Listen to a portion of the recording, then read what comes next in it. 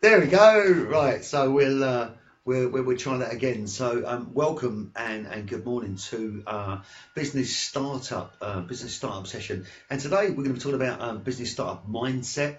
We're going to chat about ideas for your startup business, planning for your business, investment levels for your business, and getting the early stages right. Business startup is such an amazing journey. It's such an amazing situation to put yourself into, something to engage into, and move into. It really can be, a life-changing situation. And just before I kick off, I've got a sore eye. Just bear with me. Just before I kick off, I just wanted to say to people that might be watching or viewing a little bit later on that inside each of us there's an ability to do something more than we're currently doing in our lives. And one of the things I love about coaching and doing what I do is seeing people. Hi, Ma. Hi, how you doing? Is seeing people that perhaps what I call their lights off, and then sort of helping them or talking to them and being gentle with them to try and see if that light switch can come on. And the thing is, when the light switch actually comes on in somebody, and they kind of awaken and realise they can be really greater than what they are and who they are, and perhaps look at a business startup and take it to an adventure, it really inspires me because it educates me at the same time. But here's the thing, people that are going through the business startup stage or the mindset stage about business startup, something really fantastic happened to me a couple of days ago. I met a guy, his name's Gary Burton. I've known him for a long while, and I went down to meet him, and he started talking about the three principles. And my job as a startup coach and a business coach and mentor, and all the other things that I do, is to really try and share as much information as I can with people that's got a business startup, or they're going through the startup phase, or they may have started already. And that is really that if we don't think correctly in our heads, if we haven't got the right thought processes in our heads, then what we actually do is never going to be truly right. And I'll give you an example. All my life, I've been in different businesses, and I've done some really fantastic things and been kind of a courageous entrepreneur to try things that other people wouldn't, and perhaps make the phone call to someone that was a high-profile entrepreneur. They could have said no, but I did it. And I realise now that actually, as long as I'm happy inside myself, that actually I can become a much better person. Yeah, hi Maha, how you doing? How you doing? And I think it's really important that the mindset of an entrepreneur, a startup entrepreneur, is right first of all. And I'll tell you why, because as we go through the journey of business startup, your thoughts that's going to go through your head are quite amazing, and at times they can be quite overwhelming. And in everyday lives, we have something like 80,000 thoughts a day, and I suppose trying to learn and tune into what thoughts you're having, how to act on those thoughts, what we do from those thoughts can determine whether we make a really great decision or a really bad decision. Now, I'm really early stages in this sort of three principles things, but essentially, if you think you're not good enough to start a business, or if you think you don't have the skills in your mind, you're actually going to be saying to yourself, yeah, well, I can't do it, and you're going to start believing you can't do it.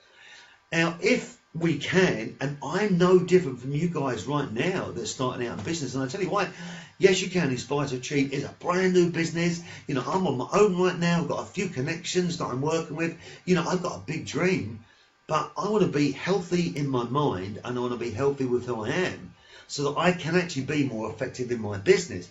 What you guys might want to be thinking is, if you can be healthy in your mind, and if you can be healthy and understand the thoughts that's flowing through your head about your business startup, and learn to siphon off the ones that actually you really need to act on, the ones that actually you need to say to yourself, well, these thoughts are coming, they're great, and what I've realised is that someone's taught me this, you can't stop the thoughts from coming. So your mindset thoughts, for me, I said to this guy, I've always had this stuff playing in my head, some of the trauma that's happened in my business career, and I struggle to switch it off. But actually what he said was, no, it's okay to have those those thoughts flowing. You can't stop them. It's just learning how to control those thoughts. You'll either have a negative thought and it will impact upon your day negatively, or you'll have a negative thought and you'll learn, actually, that's a negative thought, but that's kind of okay.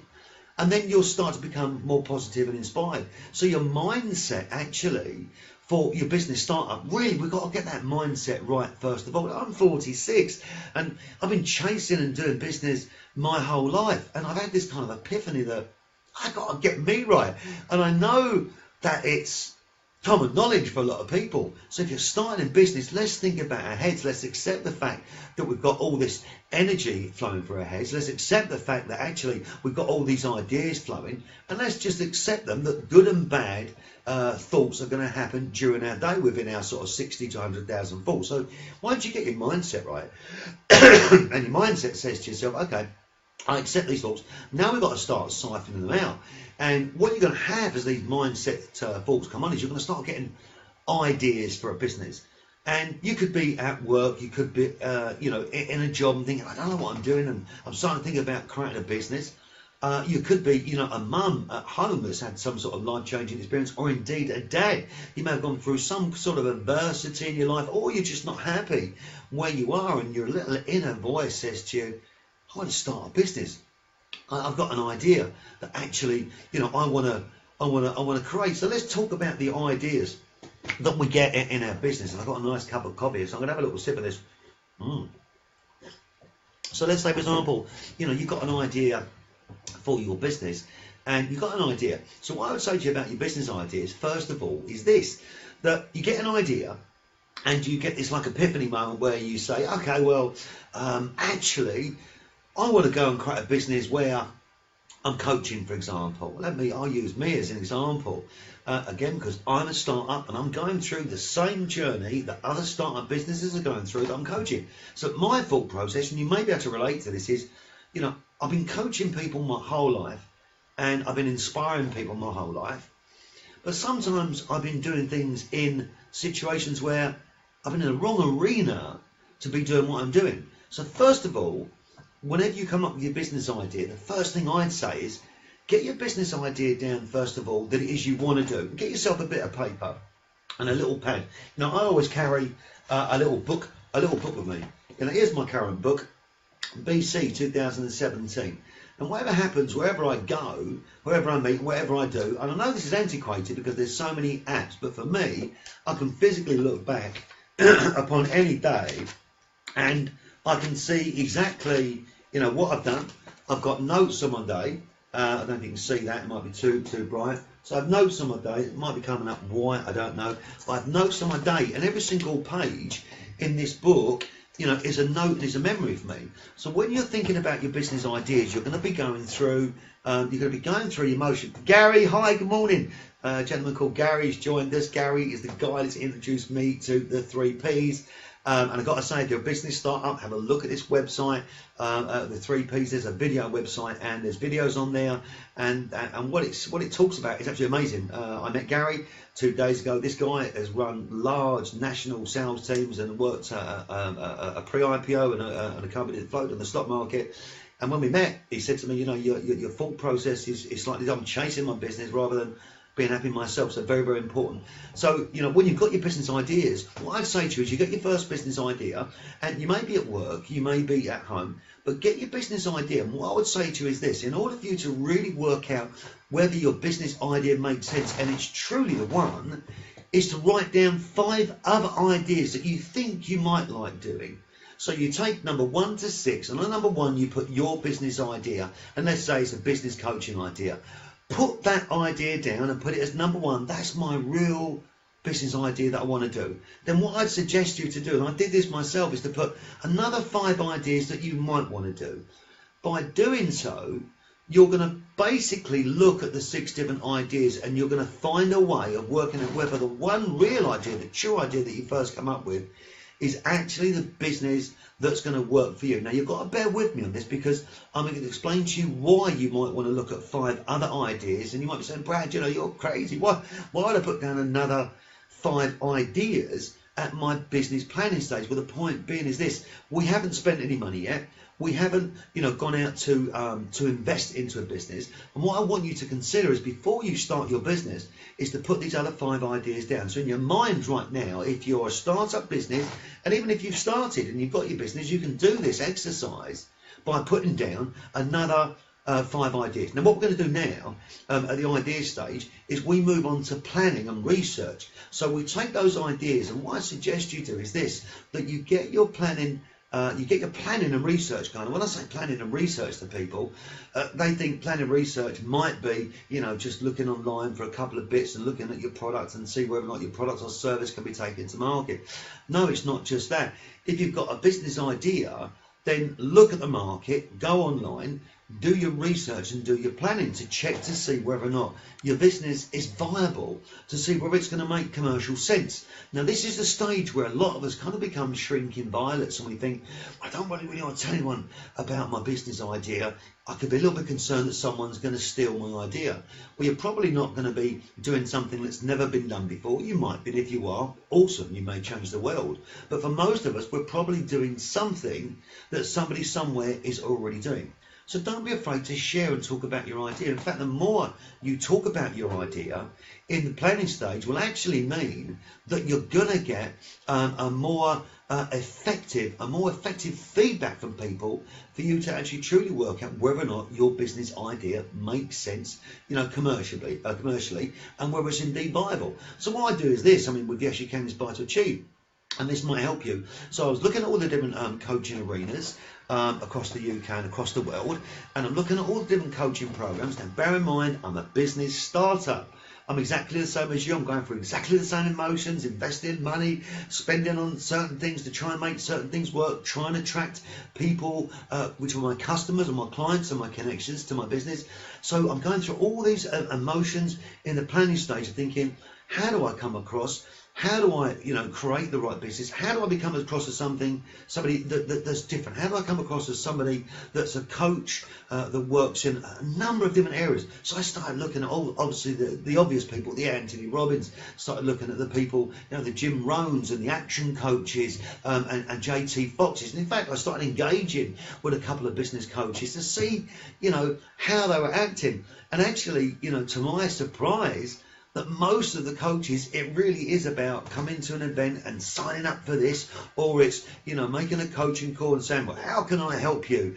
For you to tell them all your troubles and challenges so they can give you a couple of pointers, and before you know it, you've signed up for a coaching session. So for me, I wanted to not only understand the market, and this is something you really need to do, looking at the internet, doing your research, in fact, register on as many of the different sites that offer similar services to you that you're going to do. Also, get involved in some of these companies and ring up, pretend to be a client, engage and see how they handle things, see how they deal with things. And it's only by really looking at your planning and going online, checking your name, checking your web URL, making sure that your logo or your brand could be trademarked at the IPO office. It's only 250 quid. You can do it directly. Make sure you're not going to get a problem with your name at a later stage in your life. And then obviously with your product and service, get into these customers, get into these businesses, and make sure that your business makes total sense. In other words, take a dry run and a test run on other businesses that's already set up and see how they do things. Then you can say to yourself, how would I do it differently to come across uniquely within my business, within your startup business? So your planning is essential. Your planning also is where you need to start looking at your investment levels, your cash flow, your injection, what it's going to cost to do your startup. You've got to look at what investment levels are required. And this could be anything. You could be somebody that's working from home. You could be somebody that's got a job. You don't want to spend too much money. It might be you're going to go out and raise money off of credit cards or remortgage, or you've saved a little bit of money to get yourself started.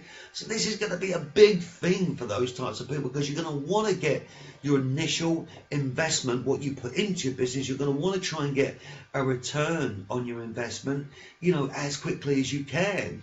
Because many of us that start out in business, like me, many times I've started businesses in a bedroom or in a small office in my home with a laptop and a couple of tools around me. I'm doing exactly the same thing now with Yes You Can Inspire to Achieve.